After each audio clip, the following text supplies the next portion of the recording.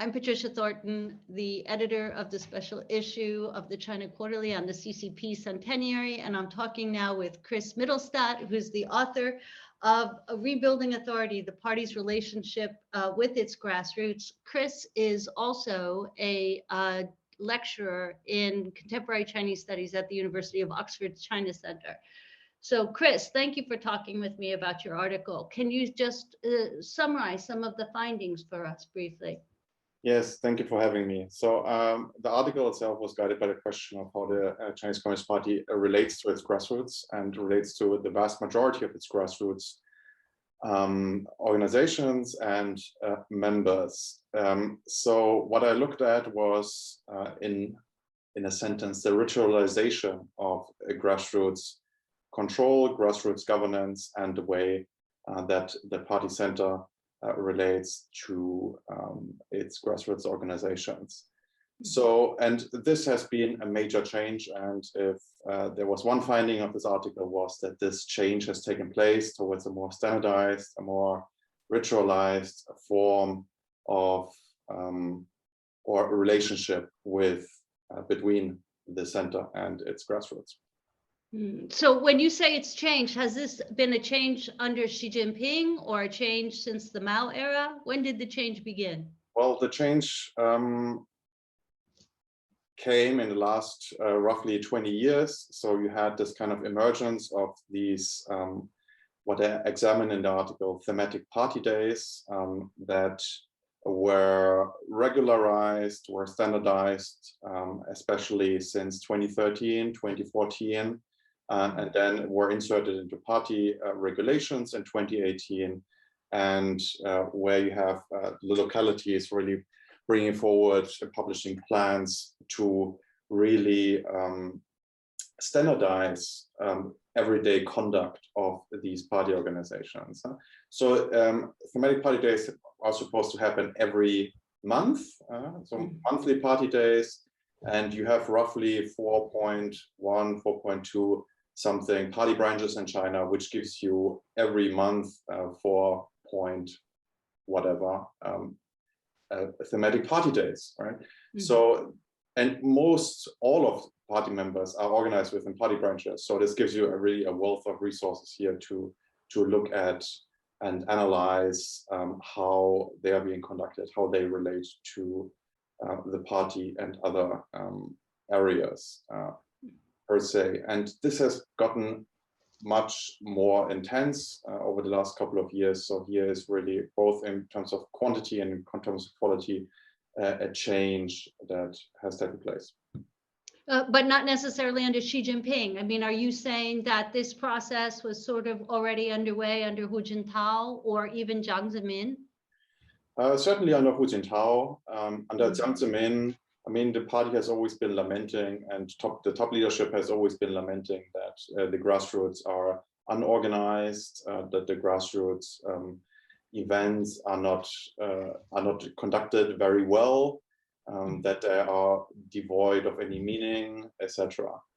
So many leaders have tried to counteract this, have tried to push back against this, but the pushback in terms of ritualization, as I argue in the article, really only happened properly, one might say, under Xi Jinping. So I have an article from a few years ago during the Hu Jintao era in which party branches, local party branches, were organizing speed dating events.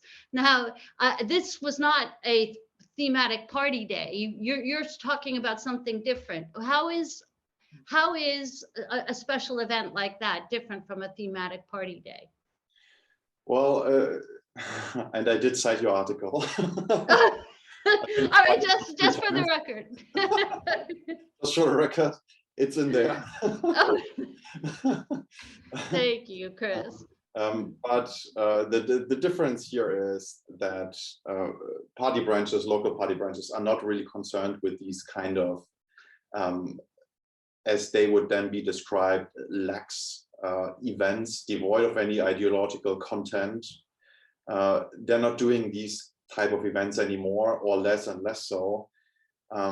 this certainly has to do something with the general trend towards ideological conformity over the last years, the trend that also resulted in the promulgation of party rules and a much tighter grip on the grassroots organizations and on the party itself, right? So here you have, if you have two sides of the coin, one side would obviously be anti-corruption and the policing of deviations, behavioral deviations at the grassroots, and then on the other side of the coin, you have these organizational rules, which result in a much tighter organization. And as a result of that, you would have the emergence of these thematic party days that are really, and here's the key difference, aiming at reproducing a kind of ideology that is promulgated at the center. And obviously, as part of this ideology, you would not necessarily have speed dating or pillow fights anymore, as you described in your article, which is kind of a pity, maybe, but that's the way it is. So, what are some of the kinds of thematic party days that you've been looking at so your data sets, I'm sorry, your data set goes back 10 years or just to the beginning of the Xi Jinping era, or? Yes, roughly. So I wanted obviously to look at events that are categorized in the same way, that are comparable. So I'm looking specifically at thematic party days. And first mentions of those go back to Hu Jintao, 2008, even some 2006. And also, they are not really necessarily happening just in one area, like Beijing. So I'm focusing on Beijing in this article out of convenience, but they happen throughout the entire country. And you have them going back to, I found a party day from 1998, for example. So they go back a long time, but they then proliferate at some point in 2010, 2011, 2012. And yeah, so what I'm looking at here is really how these party days, what they do. So what I argue is they reproduce ideology, they make ideology material. So whatever they are doing, if it is, for example, the oath, right, reaffirming the oath to the Chinese Communist Party, or mentioning certain slogans that were promulgated at the center, for example, the four consciousnesses or the four self-confidences, or now in 2019, Buang Chuxin, kind of things, or to what extent they actually comply with national campaigns. So under Xi Jinping, we've had 4 ideological campaigns, I believe, starting in 2013, 2014, 2016, I believe, and then 2019 again.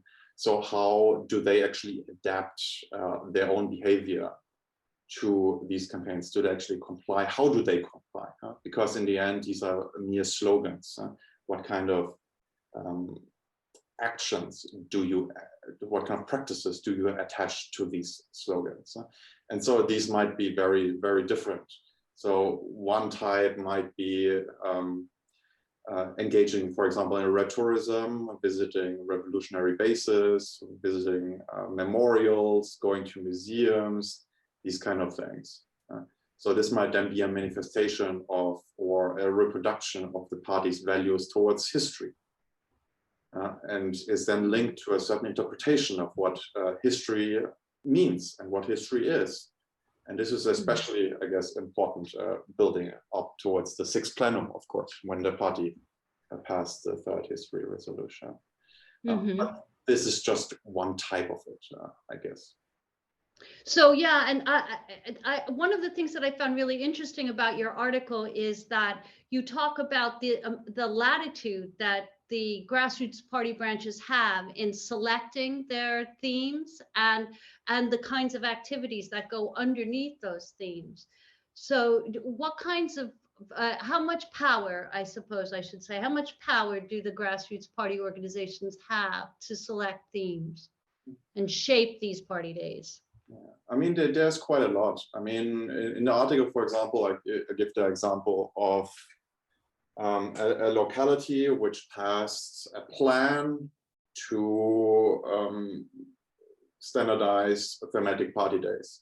So what they do, they list certain activities from which then you can choose. And of course, depending on where your party branch is, where it is located, if it's in a private company or SOE or somewhere else. So depending on your needs, then you would choose, like from a restaurant menu, what fits, what might be good for you, what do you want to do. And so this could be then again going to memorials, for example. Study, of course, is very important. But not just that. It goes further than that. It goes into volunteering. You know, sometimes it could be as mundane as going outside and into the community and picking up trash, or propagating laws, or local regulations, or helping the elderly, and these kinds of activities. Mm-hmm. So, and I guess one of the last questions I wanted to ask you is, one of the conclusions that you came to was that giving the grassroots party branches this kind of power to shape and maybe even tailor-made and tinker with these party theme days so that they fit the needs of the local party branch or the interests of the members at the time, causes a certain amount of fragmentation, right? So if what's interesting is you have a tension there. So from the center, you have this impetus to try to standardize these events. And then on the other hand, you seem to suggest that there is a wider variety of events that are going on that is being allowed at the grassroots. So you've said that greater fragmentation might weaken the party, but it's equally likely to strengthen it. And I just wondered if you could, that sentence in your article really stood out to me. And I was just wondering if you could say a little bit more about that. What does it mean to have greater fragmentation weakening the party? I mean, that makes sense, but it's counterintuitive to say that it might strengthen it. How does greater fragmentation strengthen the party? Yes, so here I would think that cohesion or the ability to conduct these thematic party days in itself is to some extent enough already. So here I would not think that standardization is a binary. Yes, we have standardization, or no, we don't have standardization. It's kind of establishing a spectrum in a way, where again here is what I said before about what is one locality or localities themselves. They establish these menus of themes or activities you can choose from, and as long as you choose, you reproduce some kind of value, you reproduce some kind of ideology. You will not reproduce all of it at one time. You will go through it. You will do for one party day, you will do this, for another one you will do that, etc. But it all happens based on this shared foundation, which is the reproduction, or which is a certain ideology that is willed or put forward by the center. So here, it's fragmentation is kind of conditional in this sense. So if they choose, for example, to go out and volunteer, well, this enhances the parties or these party branches, and more broadly the party's relationship with the masses, with non-party members, with the outside. If they choose to study Xi Jinping's recent speech on whatever, really, and because there are so many of them, then it enhances their linkage with Xi Jinping as the leader, obviously, right? Or if they look at local regulations, it enhances their link with the local provincial level or county level or whatever level party, rather than Xi Jinping and the center. Or again, and the last type of linkage is with the party itself, right? So the least common, or actually the most common event, or one of the most common events certainly, is taking the oath, right? So the oath is not connected to Xi Jinping. It is not connected to local level authorities. It is not connected to the masses. It's connected to the party per se. Right? So here, this enhances their relationship with the party as an organization. But whatever they choose to do, it reproduces something the party in itself values or wants to put forward, wants to promote at the grassroots, be it serving the masses, be it loyalty towards the leader, be it loyalty towards the masses, towards the party or the masses, or something else. And so to that extent, it actually helps to strengthen the party. Rather than weakening it. So I assume that you saw that the Tianjin Waiban held a themed party event to study Peng Liyuan's thought, the wife of Xi Jinping's thought. So now we're getting from Xi Jinping thought to Xi Jinping's wife's thought. Did you think that was a high-level black or a low-level red themed party event? Honestly, I have no idea. I only saw the headline. I was like, huh, that's a weird one. I haven't seen anything like it. I wouldn't, to be honest, I wouldn't pay too much attention to it unless it appears again. In any case, it's weird. Maybe not as weird as party-themed speed dating, but still certainly worth noting. Yeah, let's hope it comes back. All right, Chris, well, thank you so much. It's a really terrific article, and I really appreciated you taking the time to talk to me about it. Thank you for having me. Thank you.